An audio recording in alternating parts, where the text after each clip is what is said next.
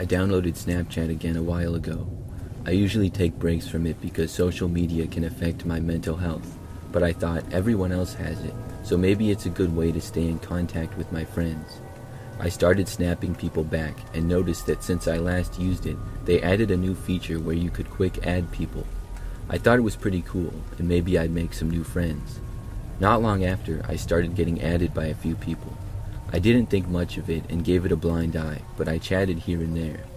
Then, out of nowhere, about 2 days later, I was added to a group chat. At first, I didn't think much of it.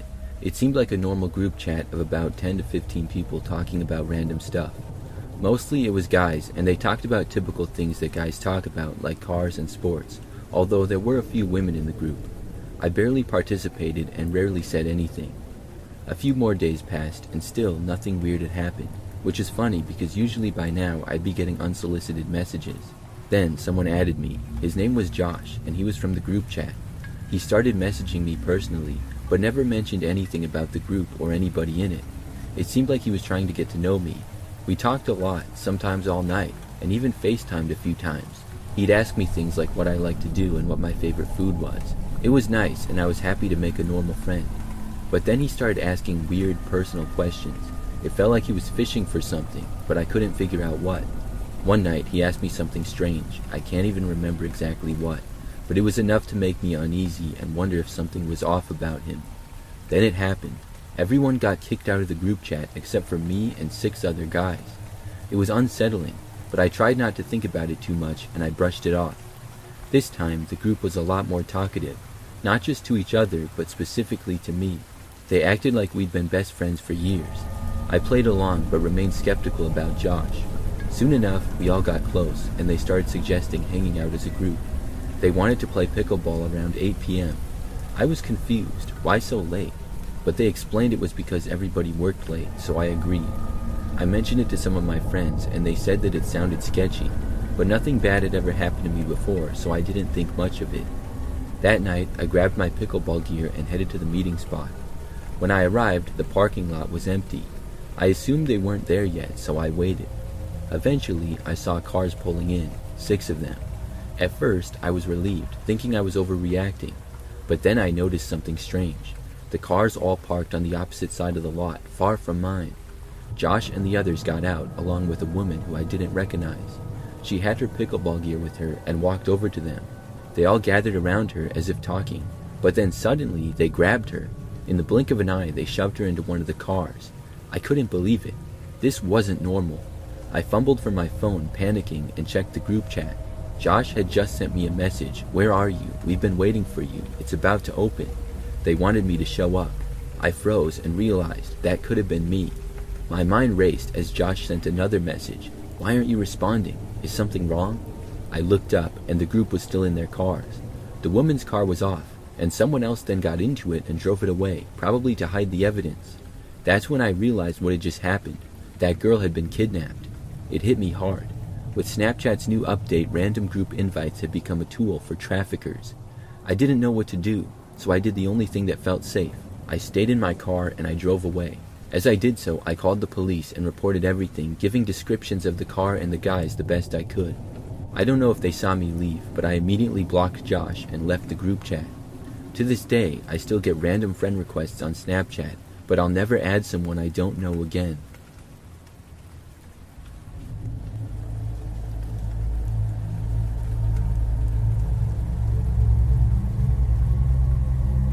So, me and my friends used to have this group chat that was mostly for sending stupid memes. Occasionally, we'd talk about hanging out, but it was always the same thing. People would say, "Yeah, for sure," and then never actually hang out. The group was me, Emily, David, and Ryan. Ryan was your typical guy, always getting into weird situations and trouble. He was constantly meeting sketchy people on eBay or Craigslist, trying to make a quick buck off random stuff he had lying around. One day, Ryan was selling his four-wheeler, and asked us to come with him because he didn't trust the buyer. We told him, if you don't trust him, why sell it to him in the first place? But Ryan didn't get what we were trying to say. He barely even acknowledged that it was a red flag. We were all confused as to why he wasn't seeing what seemed obvious to us. We told him to just leave it and wait until he could find a more trustworthy buyer, but he didn't listen. He told us the deal was on the south side of the city, which was the sketchiest area imaginable. That side of town was notorious for crime and kidnappings. That was the biggest red flag of all. None of us wanted to go, but Ryan wouldn't listen. Throughout the day, he was snapping us updates about getting his stuff ready and making progress on the sale. I messaged one of the other friends in the group chat privately and told them, I don't think we should let him go over there. They replied, why not? He's a grown man. If he gets into trouble, that's on him. We warned him. I thought that was a pretty stupid reason to abandon a friend who might get himself into serious trouble. No one else was listening to me though, and they insisted I was overreacting. They said if Ryan needed to learn a lesson, then so be it. Hours went by, and Ryan was at the person's house. We kept checking up on him because, like I said, the whole thing felt wrong. He kept snapping us back, reassuring us that everything was fine and that we were overreacting. But still, we couldn't relax until we knew he was safe. Then he sent a snap of himself in a basement. We all thought, why are you in their basement? Someone even commented, what are you doing down there? But he didn't respond, which was really odd. I figured maybe he was busy talking to the buyer and just wanted to update us. But then he snapped another picture from a different room in the basement. It was getting weirder and weirder each snap. Still, we ignored it because we figured if he was snapping us, he must be okay. The next snap was in a dark room showing someone's feet, but they weren't Ryan's feet. That's when we realized someone else had taken Ryan's phone and had been snapping us the whole time, pretending everything was fine. We started panicking. We tried to check his location, but the person who had his phone turned it off. We knew something was seriously wrong and that we needed to act fast, but we didn't know what to do. We tried calling his phone, but it went straight to voicemail. We thought about contacting his family, but none of us knew them. We were stuck. Someone suggested driving to the area to try to find his car, but we knew that could take hours and maybe even days, and it wasn't a guaranteed plan because we didn't even know the location. The next snap came in and I nearly lost it. It was a photo of fresh blood on the floor, wet, bright red, and horrifying. We all froze. That's when we realized we weren't just overreacting. Something terrible had happened. We immediately FaceTimed each other and tried calling the police from someone else's phone. But without any concrete evidence or location, we couldn't do much. We were completely out of luck. We all went to bed that night, frantic and unable to sleep. Days and weeks passed, and we didn't hear a thing from Ryan. Then, about 6 months later, we saw his face on the news. He'd been reported missing. I thought to myself, if we had just gone with him or stopped him, maybe we could have done something. After months of searching, the police gave up. Then, out of nowhere, someone found Ryan walking down the highway in nothing but his underwear and shoes. He looked starved, barely alive. When we finally got the full story in the group chat, we couldn't believe what had happened. To be honest, I can't even talk about it. It's too gruesome and traumatizing. I'm just glad that Ryan is alive.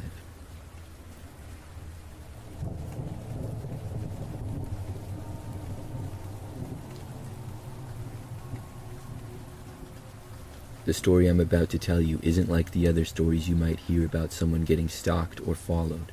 Unfortunately, I was the stalker, and I was the one following somebody. I'm not proud of who I was in the past, but I can't change it, so I just accept it and tell my story. Maybe there are others out there who will stop being like who I was. So this happened about 6 years ago, so it's not who I am anymore, but I used to stalk people whenever I got the chance.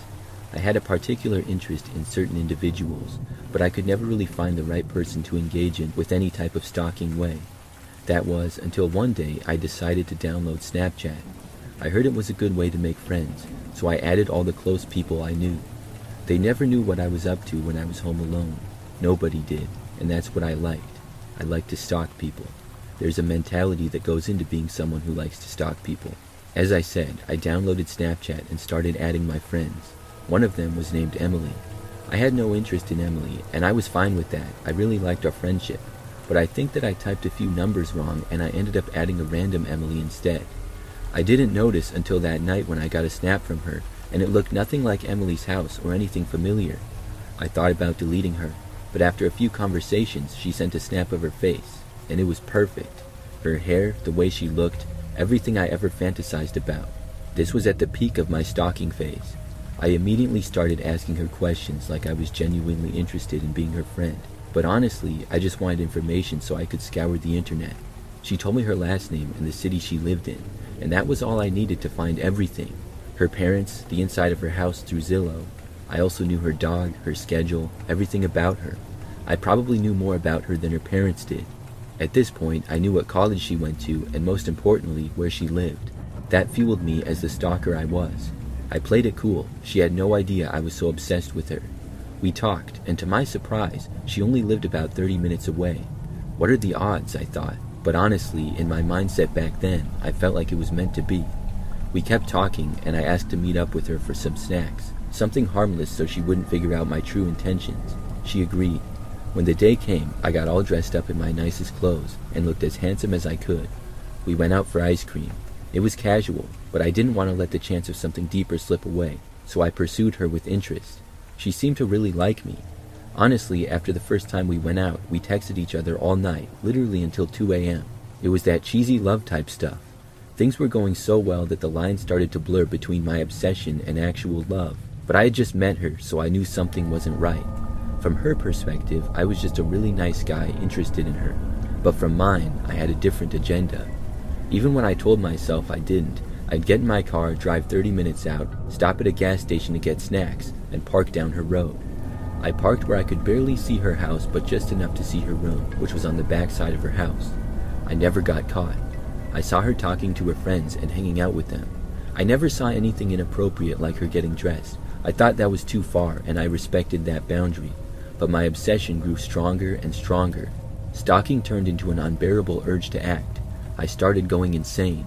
I checked her social media constantly, analyzed her posts, and tried to decipher her tweets. That's when jealousy hit me, hard. One night, she tweeted a cryptic message about somebody making her feel a certain way. I knew it wasn't me because we had only met once. The anger consumed me. I did what no normal person would do. I figured out a way to get her passwords. I asked her a ton of questions, and I slipped in a password-related question as a joke. Eventually, I got her password. I made sure to only sign in when I was near her house, so it wouldn't seem suspicious. You'd be surprised how easy it is to get someone's Wi-Fi password. Once I was in, I read through all her DMs and messages, just to make sure there wasn't anyone else. And boy, was I wrong. There was this guy named Brad, and he was everything I wasn't. I couldn't let that happen. I hopped on her messages and threatened him, pretending to be her. I said things like, "If you ever talk to me again, I'll call the police. Don't ever speak to me again. I hate you."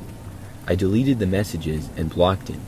Honestly, I don't think she ever noticed, because she ended up messaging one of her best friends saying, "I think Brad blocked me." I was in the clear. At this point, I felt like I should have backed away from stalking. It was no longer harmless or fun.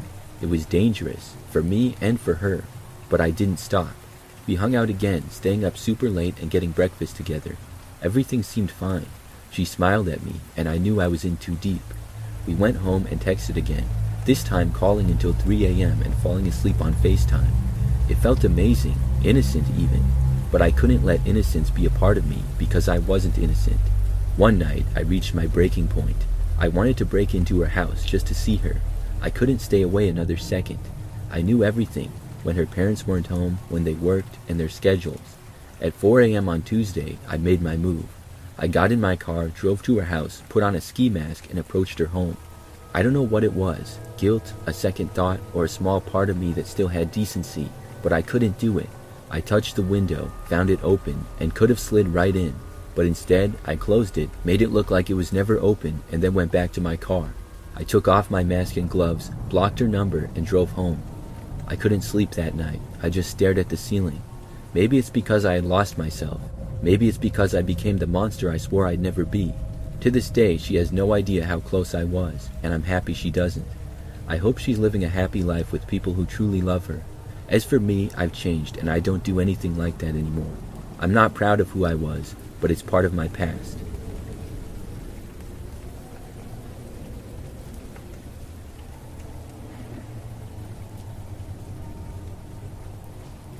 I feel like some people might relate to this, because we've all heard of someone taking a Snapchat and noticing something they shouldn't have seen.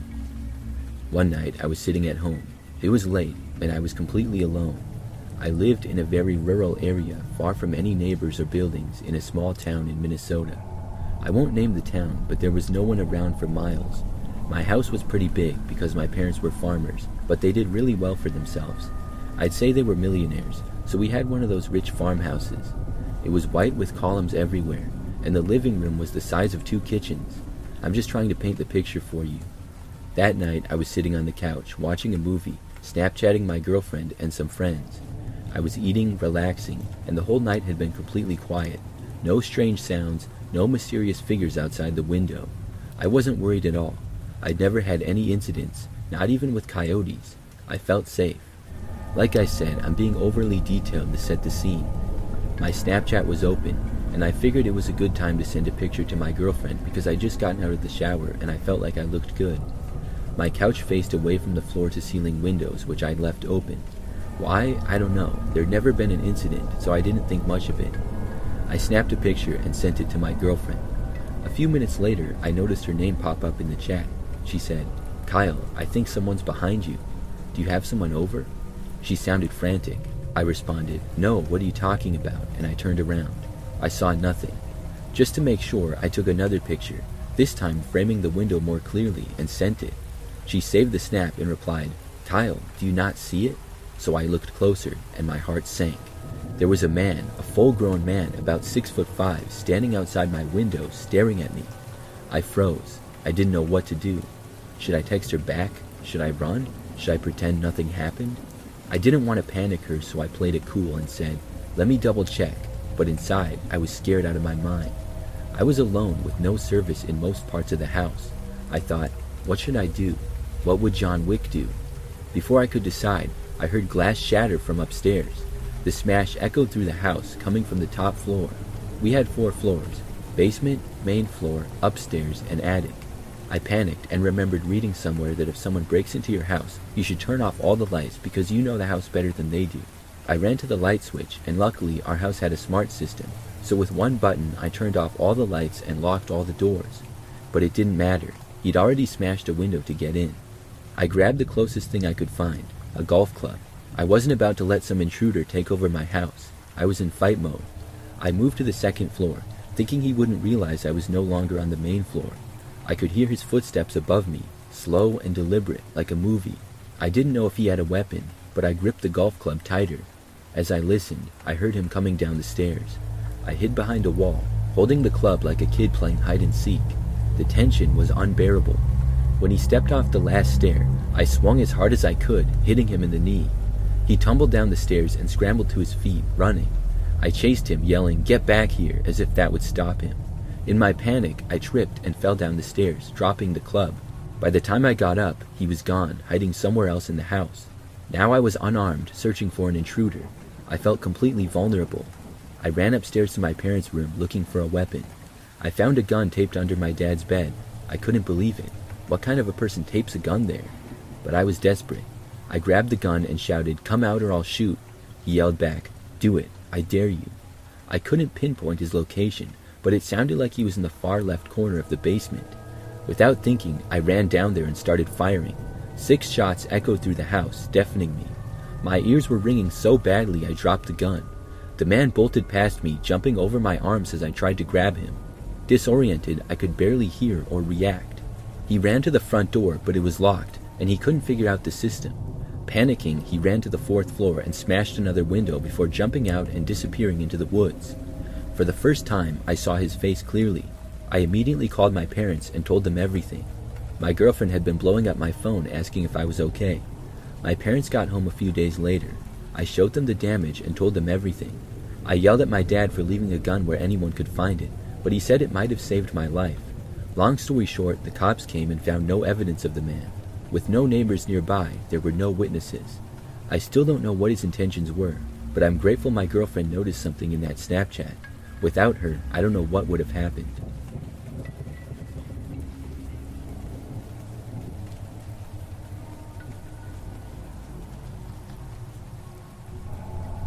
This happened about 5 years ago. I was 16 at the time, and like most high school kids, I was on Snapchat almost 24/7. It was the way that I communicated with all my friends, and I had like 20 different streaks with people. I still use Snapchat today, in fact, but not quite to the same level. Anyways, one night, I was in my bedroom just watching TV and snapping friends. I lived with my parents at this time, as well as my older sister. I remember that I was on the app and I saw someone new added me. It was a girl named Sophie, so without even looking at her profile or anything, I added her back. I didn't recognize her name, but I thought that maybe she went to my school or we had mutual friends. I didn't know why else somebody would add me. Also, without giving it much thought, I sent her a selfie without any words. I wanted to see who she was. She responded back within a minute, except it was not a picture of her face. She was outside and it was nighttime, so I couldn't see much. It looked like she was in somebody's backyard and there was a house. After like 5 seconds of looking at it though, I realized it. This was my house. I was so confused. The picture did not have her in it at all. It was just a picture of my house. I got up and went over to my bedroom window, which did look out to the backyard. However, we did not have good lighting back there. The backyard light was off, and there were numerous trees in the yard. I couldn't see anything. I kept looking though. Then I snapped the girl back, but instead of a photo, I sent a message. I asked who she was and why she was in my yard. Then, as I was still looking into the backyard, I saw a flash of light quickly come out from behind a tree. Then it went away. I barely saw a person sort of behind it, but I didn't get a good look at them at all. Then I got the snap of the picture that I had just seen being taken. It was a flash photo this time of the back of my house again with no words. I was so confused. I continued to look out the window. Then I saw what appeared to be a man run out from behind the tree and then hop the fence into the neighbor's yard. I couldn't see very well at all. It was literally just enough to distinguish that it was probably a guy, partly from the looks and partly from movement. I couldn't tell how old this person was or anything.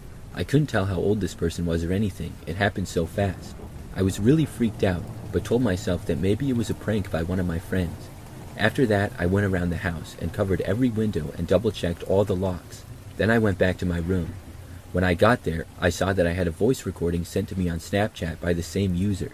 I say user because at this point, I was sure that it wasn't the girl it appeared to be on Snapchat. I played the recording. It was the sound of a man laughing, and he seemed older than high school age. I was so creeped out. I started snapping all my friends, telling them about it.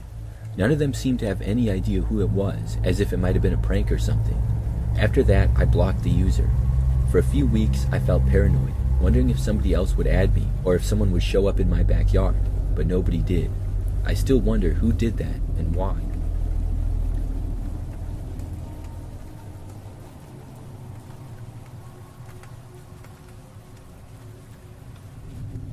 This is something that happened about 4 years ago. It all started when I got added by this random guy on Snapchat. I think his name was John something. I don't remember exactly. But I didn't immediately recognize his name or anything. Still, I added him back and didn't think too much of it. During this time, I was in college working on my master's degree. With the 5+ years that I had spent in college and the various jobs that I worked, I figured he maybe knew me from somewhere. I also had quite a few friends on the Snapchat app. So anyways, a few days went by after this. One day I was at home in my apartment, and for some reason I looked onto the Snap map. This map shows you and all of your friends' locations if they have it turned on. Well, I noticed that there was a guy on the Snap map, seemingly in my apartment complex. It was the guy who had recently added me. I figured that maybe he lived there as well. He did not have his last name on his Snapchat, so I didn't know who he was or how to find out. After that, the next day, I happened to be on the other side of town with a couple of friends. We were at a park working out, and it was kind of a popular area. There were quite a few other people there, and shortly before leaving, I looked on my phone and I looked at the Snap map again. I remember that my friends and I were seeing where another one of our friends was. Well, I noticed that the same guy was at the park. He did not appear to be right next to me, but was pretty close. I looked around, and I didn't know what he even looked like, but I also didn't notice anything strange. Within my sight, there were probably at least 20 different people. Maybe this was just a coincidence, but it seemed kind of odd to me. Things got even stranger though. I started to get curious, and when I got home, I looked on my Snap map again. Once more, the guy was seemingly right outside of my apartment a short time after I got home. The next day, I went to the grocery store, which was just a couple of miles away from my place. When I was there, I randomly had the thought to look on the map. I thought, there's no way this guy's gonna be here as well. But when I looked, he was there, and according to the map, was in the parking lot. Now, the locations on Snapchat only update when you're on the app, and they're also not always 100% accurate with location, but they're usually pretty close. I looked around the store for the rest of the time that I was there. I honestly couldn't tell where the guy was though. I mean, I didn't even know what he looked like. But this was very suspicious, and I started to wonder if he even lived in my apartment complex, or was he possibly stalking me? When I got home that night, I looked on the map almost immediately. The guy appeared on the map seemingly right outside of my place again. Now I decided to ask him some questions. I sent him a chat on Snapchat asking who he was and how he knows me. After sending the chat, I went into my settings and then turned my location off. Then I saw that the guy had opened my message, but had seemingly left me on red. I was very confused, so I just blocked the guy. Several minutes went by. I lived on the first floor of my apartment building. I was in my living room, and then there was suddenly a knock at my window. It was coming from my bedroom. I went inside, and as soon as I did, saw this man standing there looking into my window. I had never seen him before in my life. This was the guy who added me on Snapchat? I moved out of the room, but he continued to knock on my window, and the knocking was seeming to get louder. I decided to call the police. This guy was appearing to stalk me or something, so I told the police what was going on, and they said that they would be there shortly. Meanwhile, the man at the window had mostly stopped knocking by then. I went into my bedroom to look, and I no longer saw him there. After looking out of the window, it seemed as though he had left. But just moments after that, I heard the sound of somebody trying to open the front door to my apartment. It was locked, and that was followed by a knock at the front door. I stayed in my bedroom.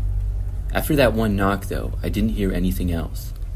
Things were quiet until the police got there maybe 5 to 10 minutes later. After that, I spoke to them and gave them every bit of information that I could. Unfortunately, it seemed like the man had left, and since then, I've never heard from him again.